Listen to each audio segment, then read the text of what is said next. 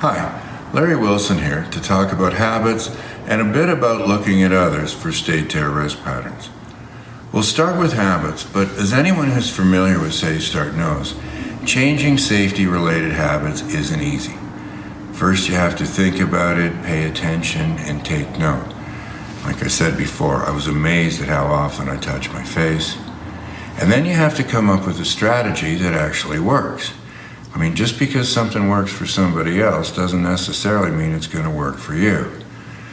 But before we start talking about what we all need to do on a personal basis, and I think you'd all agree it doesn't get much more personal than how often we touch our face, let's just back up a bit and look at the big picture, because engineering and administrative controls tend to be a lot more reliable and efficient than behavioral solutions.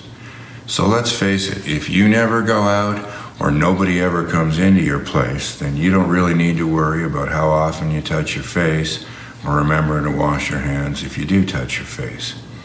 So limiting or minimizing, or if you can do it, eliminating exposure altogether is always the best option. However, if you are at some risk, or if someone in your household is at some risk of exposure, like my daughter who works at a grocery store, then you probably do want to work on or try to improve some of those safety or hygiene related habits.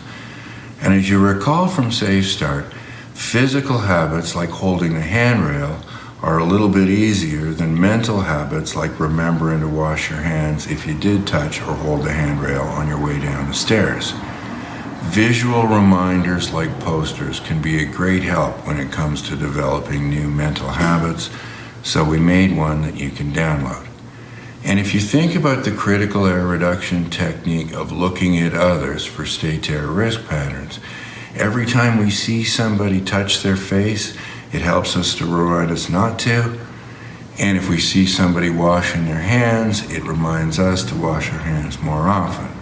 So like I said before, changing or adopting new habits isn't easy, but it is doable.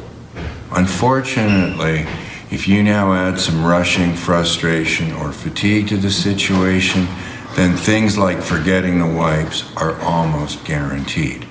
So we need to talk about how to self-trigger quickly enough to prevent making one of those mistakes, and we'll do that next time. Okay, see you then.